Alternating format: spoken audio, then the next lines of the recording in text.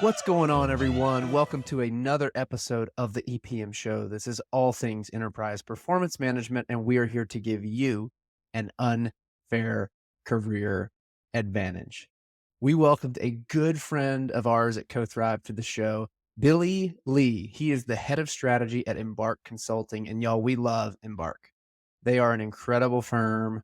And today, Billy joins me to talk about their brand new Anaplan partnership and their unique approach to finance transformation, change management, and how they ultimately help consultants build amazing careers.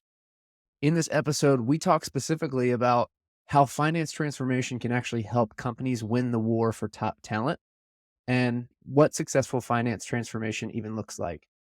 And then we also talked about managing change through that transformation journey and a critical mindset shift that people need to make in their careers when they want to level up their leadership. And then finally, some unique things that Embark is doing to build the best Anaplan practice out there and how they develop their consultants. Check it out. Billy, how you doing? I'm doing good, man. Thanks for having me on. I'm excited. It's going to be a blast. So, hey, the way we always start this is we want the audience to get to know you and your background. So, give me your career flyover in 60 seconds or less whenever you're ready. Sure. Yeah. So graduated high school with like a 2.0 GPA, joined the Marine Corps, got out of the Marine Corps and went to TCU.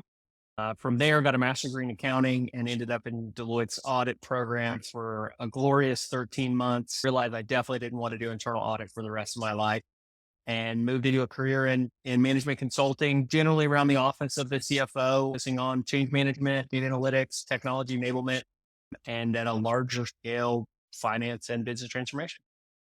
Crushed it. So, tell me a little bit more. Where are you located? Tell me a little bit about your family, all that stuff.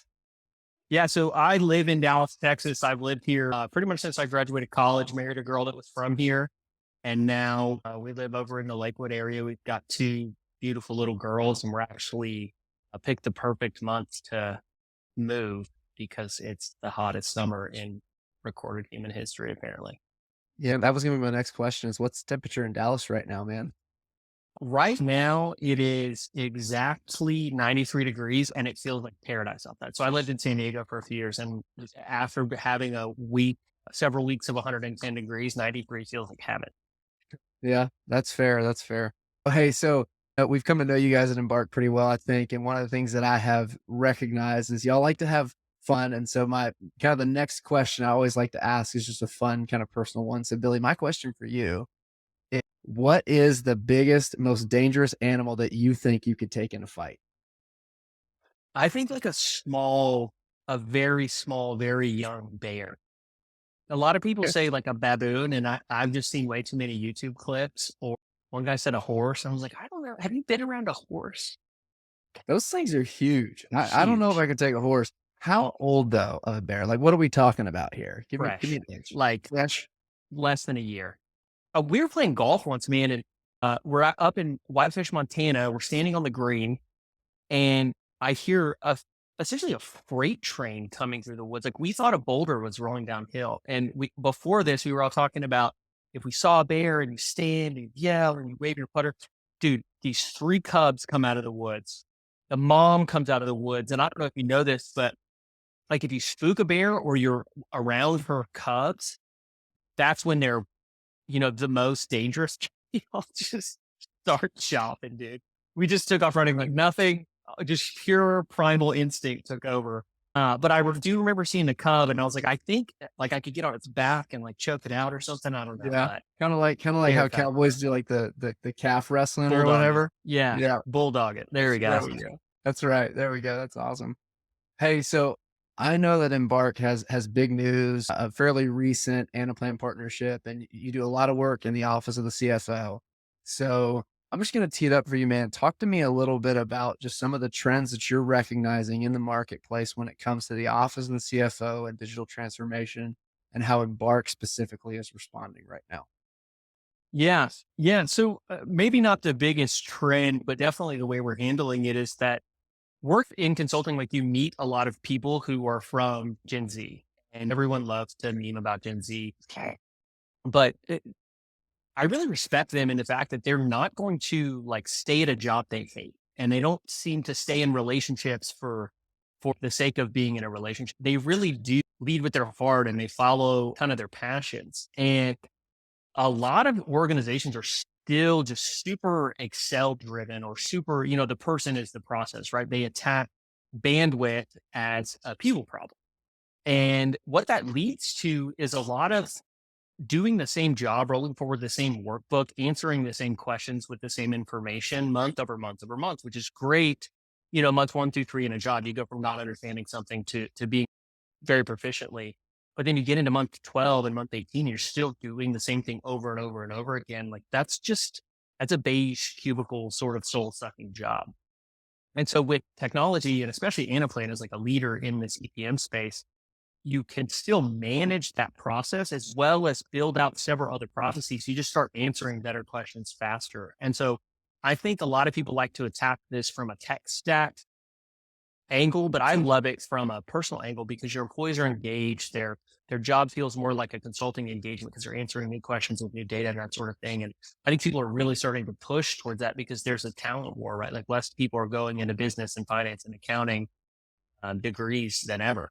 Right, you bring up a couple things that I think are super, super important, and one is if you're in that more old school Excel-based model, people get stuck doing a lot of the administrative repetitive tasks that you're talking about, whereas to your point, Gen Z and some of these early career individuals wanna work on more high impact, high ROI activities, and so that's less time in spreadsheets and more time in strategy because the models created, it's built, it's more dynamic in a tool like Anaplan, and so they can spend time on solutions and asking the right questions, and that's what keeps them engaged.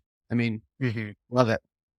So talk to me a little bit more then when it comes to your approach to finance transformation and you're building out the Anaplan practice. What do you think are some commonly held beliefs about planning and transformation that you Sure. guys at Embark passionately disagree with and why? There's a lot of I think, I feel, I believe, right? And people get too tied into or only rely on their experience or what has previously worked. But then when you start showing them more information or, hey, the data tells us this, they immediately sort of react in a negative way, right? Because now with these models or tools like Anaplan, you can process more information than ever, which should help you make better business decisions. But when the data doesn't line up with your intuition, how people react to that is super interesting to see. I think one of the biggest things is, are people more productive at home?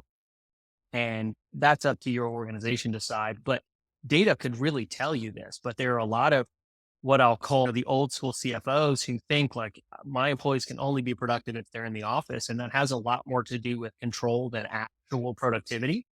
And so kind of pulling that lens back, gathering the data around it, putting aside your own assumptions and saying, hey, what does the information tell us? And it doesn't have to be all data driven, right? We don't want robots running the world, but you can layer that intuition, that experience, those, that everything that you've learned along an illustrious career, you can put guardrails around that or support or disprove that information or your intuition with more data, process quicker, and really start to drive data driven decisions that complement what you're doing that make it strong.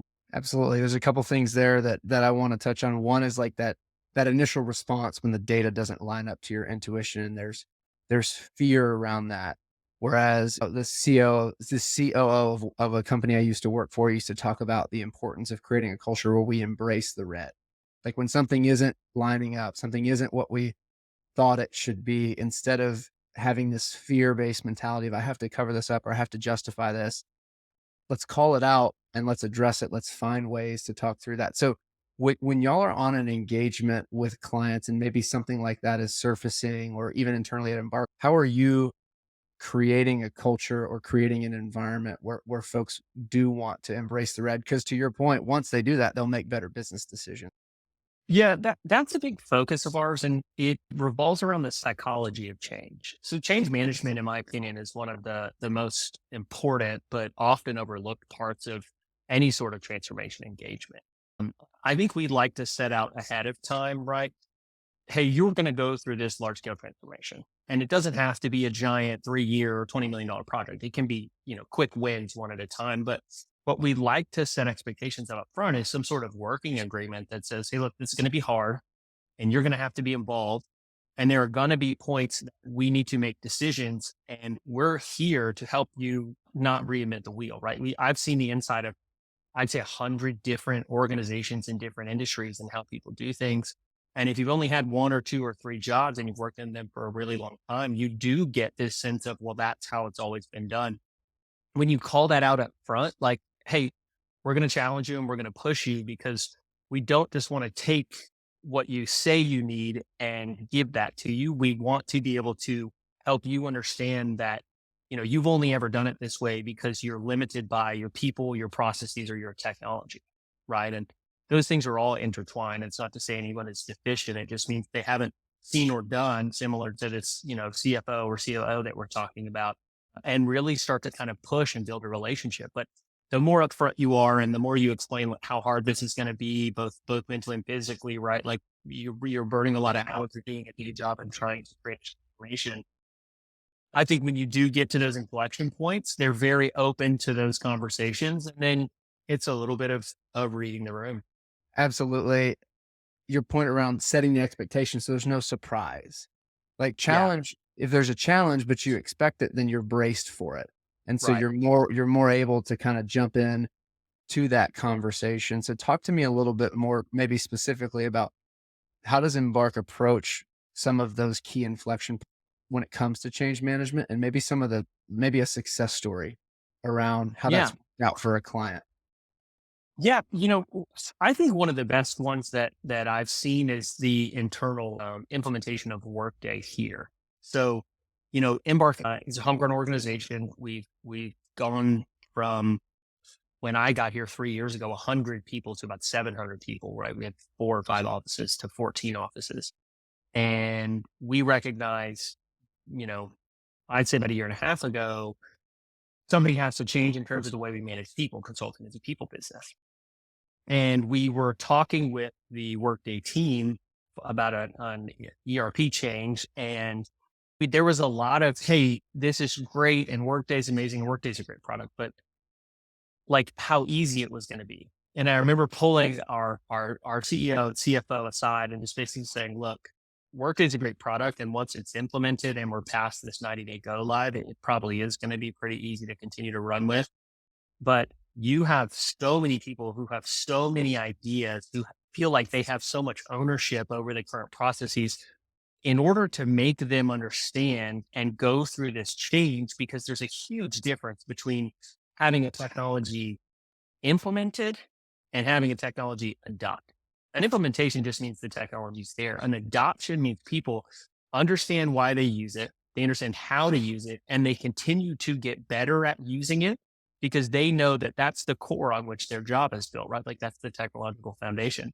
And so we explained to everyone up front, it's going to be a lot of work and there's going to be some rough seas, but on the backside of this, everyone will have a better system on which to do their job and the company will be better off for it. And so as we did start to get again back into some of those inflection points, those stormy seas, if you will, people were ready to kind of buckle down and do what needed to be done to get us through that. It ended up being a lot of work, and kudos to both the internal team, the implementation team, and then our internal project management team for getting everyone through that. And now we're on the back side of it. But it's a lot of setting expectations, and it's a lot of making sure people are bought in, and people just can't be bought in if they don't understand why we're making the change and they're not involved in determining that net new process, because you're talking about someone's job, someone's livelihood. So when I think about change management, one thing that comes to mind is obviously you need executive sponsorship, you need leadership, you need people to understand the why behind it. Like what's in it for me? They need to have that awareness of the need for change. But the other thing that I think about too is the importance of having more of those mid-level or mid-career folks who are your consultants to be kind of your change champions, if you will, within the team. Hmm. Can you Yeah. talk about maybe how you set those folks up or how you identify those folks? Because I know when it comes to, one question we ask a lot is what prevents companies from realizing a successful transformation. And most of the time it comes down to a function of people or change management. And one of those catalysts can be kind of your end user who is the change champion that can rally the troops in that team that's actually going to feel most of the effects of the change. So can you maybe just talk about how you approach identifying those folks and kind of setting them up and helping them understand the importance of that position? Yeah. There's two ways to lead. You can lead through authority or you can lead through influence. Your C team is going to have all the authority they need, that executive sponsor. Leading through influence is a little different. And those are some of what I like to think of as tribal elders in an organization, right? They've been there for a while. They have a good reputation. People know and respect them. They're who they come to for personal and professional problems. And it requires a good bit of assessment around, hey, we're redefining this process. Who best knows this process? Oh, well, Jan. Jan's been here for a while and she's really good at this. Okay, well, let's sit down with Jan, help Jan understand like where is this hard? When does this prevent you from, leaving the office before 5 p.m. or when it's really hard? Whatever that is, like, how can we make Jan's life better? Oh, okay. Well, here's problem A, B, C, and D. And I think it would be better if we did E, F, G, and H. And all of a sudden you have this buy-in because you've gone around, you've spoken with people, you've truly understood where they're coming from and the pain they're dealing with. And then you've helped them understand how things will get better if they go through this change. And I think identifying those people is key, is much more important than the success of an executive sponsor, because an executive sponsor, it's not hard, right? They're writing the check. So once they do that, they're generally on board, hoping it goes well. But if you get a lot of resistance from the boots on the ground, from the troops, not going to happen. And like I said, again, you have to be able to identify those who lead through influence. And then you have to continue to do the same, especially as a third party or as a transformation leader. One of the things I think about is when a company reaches kind of one of those key inflection points to your point, Embark needed to make a change. And so you implemented Workday, right? That was a key moment. And if you're someone who can lead by influence, that is an accelerant in your career in the long run too, Hmm. right? So talk to me a little bit more about the career side of this and how can folks who are in their kind of mid-career and they desire leadership, maybe they're still in that individual contributor role or they're not in a leadership position yet, how can they maybe shift their framework, their mindset to say, hey, well, when it gets hard and there are these key inflection points, I need to leverage my influence to ultimately like have a positive impact on the organization, this change, and what that can do for their career. I think early in our careers, we think a lot about being good at our jobs, and being good at your job is delivering a high quality product. So whether you're efficient, you're detail oriented, you're very the perception of your work, right, is always very spotless.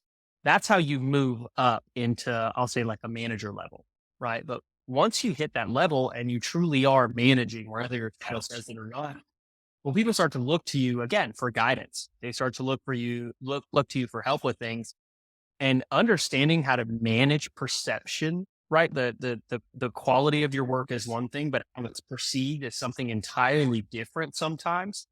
And then it's understanding the psychology around all of that.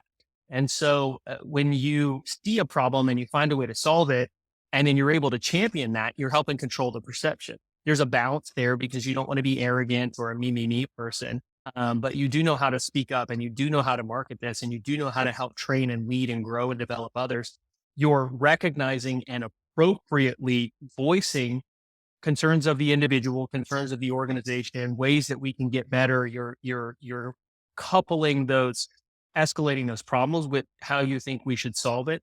But then you're not getting too tied into whether or not they take your solution, because there's just a whole context that you may not be privy to. And so that gets into sort of the team player aspect. But I think a lot of that goes back to the perception and change management, if you will, aspects of there's just a lot of psychology involved in, people can think of it as office politics or whatever, but understanding the psychology of how people operate and being positive, taking ownership over your work, and being willing to kind of go that extra mile. I think that's what sort of in that mid-career point makes a huge difference in whether you have an executive presence and are ready to lead, or if you're someone who would rather complain and gossip and talk about problems rather than try to solve it. It's not about me, it's Yes. about we. It's about how do I elevate everyone around me? How do I elevate the organization? And being focused on that instead of being focused on what is my next step. It's kind of this catch 22, right? Of the more I focus on elevating others and the more I focus on improving the organization, opportunities will then present themselves for me. Billy, this has been awesome. Those are some incredible career insights.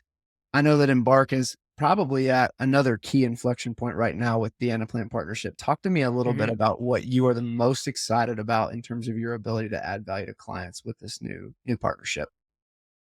Yeah. So Anaplan in general is exciting because we do human capital management and we do supply chain operations and we do FP&A, and the ability to have a consolidated XP&A engine makes a ton of sense. But then also when we think about the tech stack we want to help people with, and it doesn't mean we only focus on certain technologies, but when we chose an FP&A partner, it just made a ton of sense. So we went out and hired someone to lead that practice. They're very good at connecting with clients. They've been there and done that and seen a lot, so they can help build and grow. But I think the most exciting part is we have so many talented consultants here at Embark, and when we sent up the bat signal and said, "Hey, who wants to learn Anaplan? Who wants to lean into this?"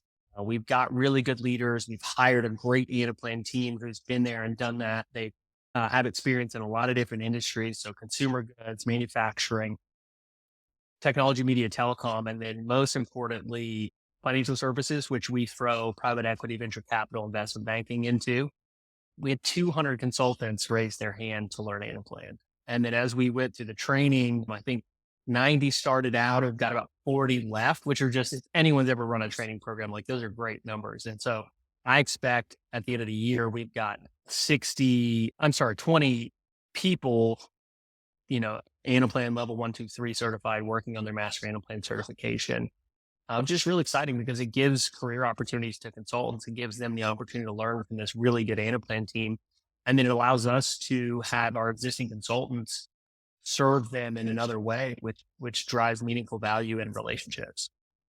That is crazy that you had 200 consultants raise their hand and just the sheer number of folks who are going to be certified by the end of the year and ready to add value in not just Anaplan, but in all the other ways that you can. And we recently hosted another podcast with a woman named Deanne Turner. She led talent at Chick-fil-A.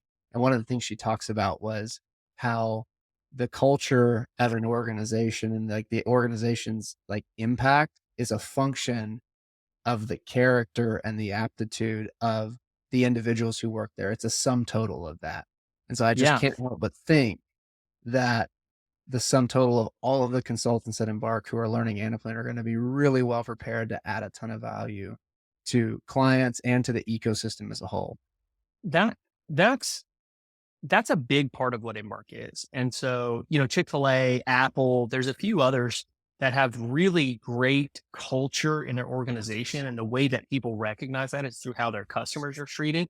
But that was all taken, as far as I know. So someone let me know if I'm wrong or shoot me an email, but that was all taken from Ritz Carlton. And so Ritz Carlton actually has the Ritz Carlton Institute in order to build our culture, because you don't get to my pleasure. You don't get to the way you feel and get treated when you go to a Ritz Carlton, or the way you feel cared for and talked to at the Apple store, without treating your employees like that.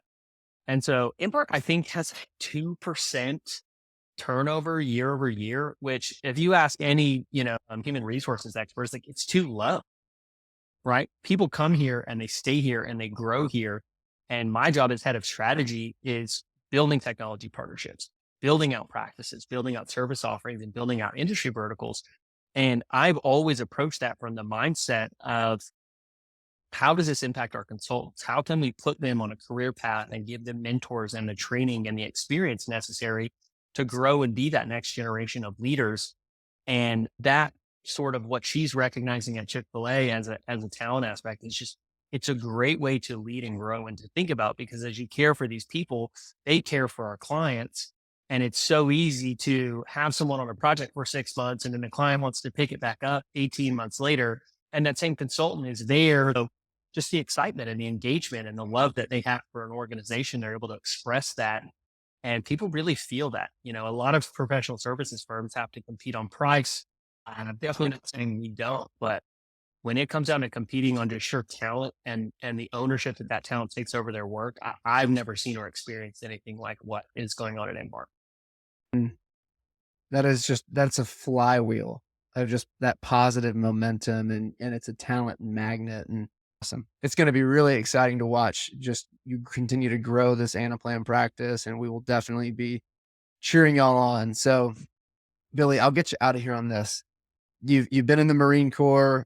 You're leading at a very high level at an incredible consulting firm. What's kind of your next personal BHAG, your next big, hairy, audacious goal? It can be work related. It can be personal. What are you eyeing to take down next in life? Man, if you'd asked me 2 years ago, or if you'd asked me 3.5 years ago, I would have told you it would have been just to get in the CT and then to start my own consulting firm. Like I love this. This is such a hobby for me. And I think because of that, I've had a tremendous amount of success in my job, and the fact that I have just horrible ADHD. And when you work in a strategy role, you got to flit from thing to thing. So it's set it perfect for me. But 3.5 years ago, I became a dad, and I became a dad to a little girl. And then I had another little girl. And someone once told me that, I can't really remember the quote, but like, having a son is hard because they want to be like you, right? Or you're trying to raise someone to be like you, but then raising a daughter is even harder because you have to be like the man they want to marry. And so my big, hairy, audacious goal, I think, is just to be the best possible dad and friend to my kids, so that when they graduate college, they want to move back home and be near their dad and have a relationship. I want to raise girls that it always kind of like filled my heart with a lot of joy when I meet someone and they're like, my dad is my best friend. So I think I'll have a lot of career success, and that'll end up where it's going to be. But more than anything, man, I just want to raise these two little girls to the best of my ability, and, hopefully have a really good relationship with them for the rest of my life. That's probably the best BHAG we've heard on this show, to be honest. No, seriously. And it helps me and it inspires me because we're actually expecting our first. Little So girl? yeah. Oh, I don't know about that. We have a surprise, but like, People who do that are insane. How on earth? I don't know, man. I just want, like, my BHAG right now is healthy wife, healthy baby. There you go, dude. Yeah. Yeah. Yeah. Healthy's great, man. And get some Mhm. sleep now. But at about that 3 or 4 month mark, they start smiling and reacting to you. And it changed my It's life. over from there. Yeah. I hope it's a little girl, dude. Every guy in the world should have the opportunity to raise a little girl. But because I don't have a little boy, but For good what luck, it's man. worth, I'm going to put this on a recording. I do think it's a girl. And the Okay. reason I think it's a girl is because we have like our top boy name and our top girl name picked out. Uh-huh. We are seeing the girl name everywhere. It is a very uncommon name, and we are seeing it everywhere. Love And it. so I'm like, huh. I'm going to be super Don't tell me the confused. name, but is there like an inspiration for the name? That's a good question. The short answer is yes, there is. It's a biblical inspiration, but it's not a biblical Okay. name. That's what I can give you. It's not like a woman in the Bible, but it is a biblical inspiration. That is a riddle, folks. Let's see if someone can Yeah. solve that. We named our oldest daughter Eleanor. When I was in the Marine Corps, I saw this quote, and I'm going to misquote this, so no one call me out on it, but it was from Eleanor Roosevelt. And she said something like, the Marines I've met have the cleanest bodies, the filthiest minds, the highest morale and the lowest morals of any branch of the armed services I've ever seen. God bless the United States Marines. Something like there's no one I'd rather have like protecting, watching over me while I sleep or whatever it is. But I started reading about her. There's a great book that my chief people officer gave me called My Summer of Eleanor. She also has a daughter named Eleanor. Great book, good read. Amazing woman. But that was the inspiration for our oldest daughter. So, well, Billy, this has been awesome. Love hearing the Embark story. Love hearing your story. Where can people find you if they want to learn more about what y'all are doing? Yeah. And to be a part of it? So if you want to know more about Embark, feel free to go to the Embark website. If it's embarkwithus.com. super corny, but I love it now. And then I'm on LinkedIn. It's Billy, VILLYLEIGH. And then I'm on my phone and LinkedIn way too much. So just feel free to reach out and I'll be happy to get back to you. And if anyone is an Anaplan private equity expert and wants to come work for one of the coolest companies I know of, give me a shout. Chad, I appreciate you having me on, man. Thanks. Thanks for watching. Thanks for listening. Wherever you're consuming this, if it's YouTube, if it's Apple Podcasts, Spotify, we appreciate you. Make sure you're subscribed. We have a lot more amazing guests on the way, a lot more great content. We're doing our best to bring you value and have fun while we do it. We really want this to be a career advantage, listening to this show, and we want you to enjoy it. So it means a lot. Make sure you're subscribed for what's to come. And also, if you're up for it, it would mean a lot if you leave us a like, a comment, a rating, a review, whatever platform you're on. That really helps, and it gets us fired up when we see those. So I appreciate you guys. Find us on LinkedIn. I'm Blake Bozarth, my co-host Chad Pyke with a Y. Would love to connect with you there. Have an awesome day. See you next time. Peace.